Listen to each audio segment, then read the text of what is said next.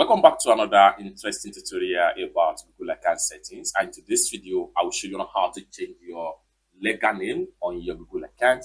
Let me show you how. The very first thing you want to do is go ahead and open up your phone settings. Then scroll down right here. Continue to scroll down until you get to Google. So go ahead and click on Google right here. Proceed with Google account. Go ahead and click on Google account. Proceed with personal info. Click on name.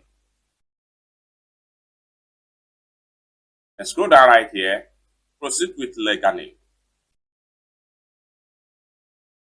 On getting here, you will find your verified legal name right here. If you want to change, maybe you have change in your name and you want to update with the current name on your Google account, go ahead and click on change verified legal name. In this process, you will still need to provide a new proof of identity of the name that you want to change as your legal name. Upload everything to Google and you will be verified and get approved from Google. It's that simple. For more tutorial tips and tricks about Google settings like this, consider to subscribe. Thank you so much for watching, and I hope to see you in my next video.